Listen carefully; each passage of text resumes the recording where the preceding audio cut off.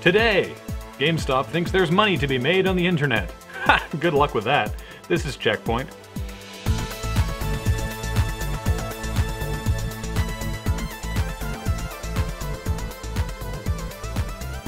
Hello, I'm Graham. And I'm Kathleen. Welcome to CheckPoint. We've finally figured out our glare issue. Thanks, PA Forums. The acronym formerly known as International Business Machines has demoed a brand new neural network microchip that is the most advanced artificial intelligence yet created. So far, IBM has taught it how to win at Pong. Granted, it wins at Pong like a human would through learning rather than cheating like the game's own AI does, but still, Pong. Perhaps the next step will be learning to cheat. Following on the heels of last week's Ubisoft DRM story, PC users of the new game From Dust are in uproar after being told by the Ubi that the game would only phone home once, only to find out that it phones home every time you launch it. It's also a really awful PC port with a locked frame rate, poor resolution support, and a bunch of other glitches. That's not as damning as changing the forum post where they originally announced the DRM plan to reflect how it actually works, and actively discouraging people from discussing it. Attention Ubisoft! Someone in your PR department needs to use the internet because you clearly don't know how it works. This just in from the We're Not Even Trying department. One of the mini-games in the suite of Kinect Star Wars titles is Rancor Rampage. You play as a Rancor, you see, which is a thing from Star Wars. We're guessing the next one will be Luke's T-16 training, where you and Luke get to, quote, bullseye womp rats back home. You play it like this.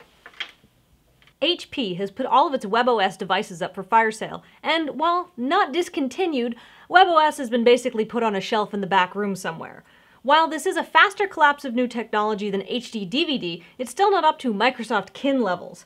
HP has said that webOS isn't dead, but with no devices to run it, we can only imagine it's being preserved to include in an HP museum where gadget fans can come and pay tribute to its folly. Gaming Megapower Electronic Arts will be artificially limiting the day one availability of Star Wars The Old Republic so they don't pull a Warcraft, as it were, and can ramp up support to keep pace with users. They must think it'll be very popular. As such, we propose a little joke. Everyone who is planning on buying the game, wait a day, or do buy it, but don't log in until the next day. You've waited this long, you can wait another day. Can you imagine how confused EA would be if nobody actually logs in on day one? Priceless. GameStop, furthering its desperate flailing attempts to bring their business into the future, or even today, is said to be working on a streaming service for console games similar to the existing OnLive. We think this is a great idea. For GameStop, not for you. With some suggestions on how to incorporate the best parts of their existing business model into this bold new plan, financial smarty pants Paul Saunders is here to help. Thanks, Kathleen. As we're all increasingly aware, GameStop's existing pawn shop business model, complete with bleary-eyed clerks and bad lighting, is not sustainable for the 21st century. Previous attempts to synergize their business with online gaming peaked with the classic, come into our store and give us money in exchange for points, and then go home and use those points on a device that you could have bought them from directly. I think we can all agree that was silly. So here's my advice to GameStop. GameStop, your problem is that you generate your profit in 3 ways. Selling crappy third-party peripherals that nobody wants but have high profit margins, buying used games off people for $3 and then selling them for slightly less than the new price, or by selling useless gameplay guarantees. Lucky for you, the theories behind these can be translated to the online world. Here's how. Peripherals are the easiest one. First, you'll be selling the GameStop branded streaming box. Don't forget to use the Sony model, the cables are extra. Secondly, make the controller ports weird and proprietary, so you'll sell the special adapter to people who want to use those flaky first-party controllers. Or, gamers can just buy the GameStop Streamsperience handset, which is just as good, but may break. Used games are trickier. You can't sell someone a used stream, although I'm sure you're frantically developing that technology. But there's plenty of unused infrastructure around that you could sell at a discount. Once LTE or 4G or whatever you call it comes in, you can buy AT&T's notoriously unreliable 3G service for around $3 and sell it to people for close to full price. Or even edge services, or dial-up.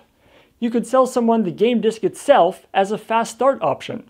Finally, gameplay guarantees. You could guarantee against your data center failing, so in case there's an earthquake or something, you can rebuild the data center with all the guarantee money.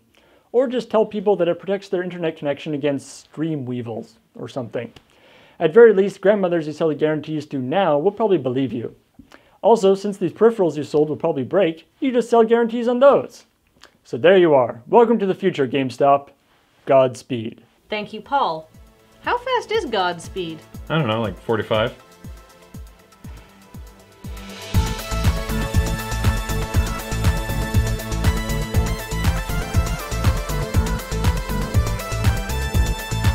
Coming up, we're going to be at PAX. Come see us at Bandland and buy our things.